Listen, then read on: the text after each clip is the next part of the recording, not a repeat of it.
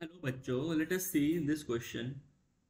Examine the role played by the Constituent Assembly in framing of the Indian Constitution, or state the steps involved in the framing of Indian Constitution, or mention the landmark years in the making of the Indian Constitution, or assess the contribution made by the Constituent Assembly to form the Indian Constitution. तो हम देखें तो हमारे पास चार questions हैं, but in चारों questions का nature जो है सेम ही है। हमें एग्जामिन करना है the role played by the constituent assembly in framing of the Indian constitution. जो भारतीय संविधान हमारा बना था, उस संविधान को बनाने में कॉन्स्टिट्यूएंट असेंबली, संविधान सभा की क्या रोल थी, उसे ही हमें एग्जामिन करना है। Now let us see the key concept. So the key concept behind this question is constituent assembly. तो कॉन्स्टिट्यूएंट असेंबली क्या था? एक असेंबली था इलेक्टेड रिप्रेजेंटेटिव्स का, जिसमें सभी लोग इलेक्टेड थे और वो वहाँ पे बैठ के हमारे संविधान को ड्राफ्ट करने के लिए चर्चा कर रहे थे, बातें कर रहे थे और ड्राफ्ट बना रहे थे। Now let us move to the question.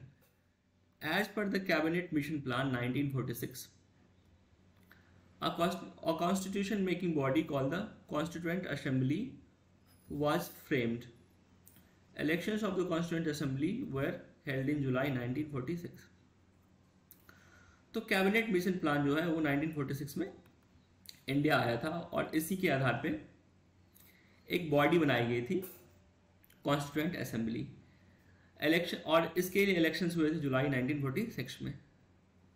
The constituent assembly worked in an open, systematic and consensual manner.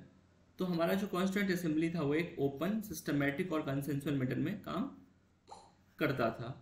First, Pandit Jawaharlal Nehru moved in the constituent assembly the historic objective resolution which was unanimously passed. सबसे पहले क्या हुआ, पंडित जवाहरलाल नेहरू ने एक document move किया जिसको बोलते हैं ऑब्जेक्टिव रिजोल्यूशन, और उस रिजोल्यूशन को सभी लोगों ने सहमति के साथ यूनानिमसली पास कर दिया। Now let's move to the next point. और हम ऑब्जेक्टिव रिजोल्यूशन को बोलते हैं India's charter of freedom.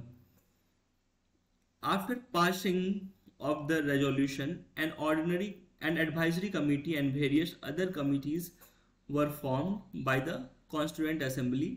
The drafting committee chaired by doctor B.R. Ambedkar prepared a draft constitution for discussion. तो क्या हुआ, ऑब्जेक्टिव रिजोल्यूशन के बाद क्या हुआ, बहुत सारी एडवाइजरी कमिटीज बनाई गई और उसके अलग अलग हेड्स हुआ करते थे। ड्राफ्टिंग कमेटी के जो हेड थे वो डॉक्टर B.R. अम्बेडकर थे, जिसका काम था कॉन्स्टिट्यूशन को कंप्लीटली ड्राफ्ट करना और उसे डिस्कशन के लिए प्रेजेंट करना। Several rounds of thorough discussion took on the draft constitution clause by clause. तो वो जो ड्राफ्ट कॉन्स्टिट्यूशन था जिसको डॉक्टर अम्बेडकर ने प्रिपेयर किया था, उस पर सेवरल राउंड ऑफ डिस्कशंस हुए clause by clause. All the proceedings and discussions in the Constituent Assembly have been recorded and preserved as what we are called Constituent Assembly debate.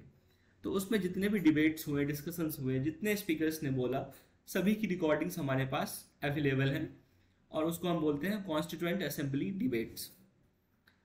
The draft constitution was passed or adopted by the Constituent Assembly on November 26, 1949. तो हमारा draft constitution था वो नवंबर 26, 1949 को adopt किया गया और ये जनवरी 26, 1950 को लागू किया गया। तो इस तरीके से हम कह सकते हैं कि जो कॉन्स्टिट्यूएंट असेंबली जो था, उन्होंने बहुत ही पिवटल रोल प्ले किया हमारे कॉन्स्टिट्यूशन के बनने में। I hope you understood it well. Thank you, all the best.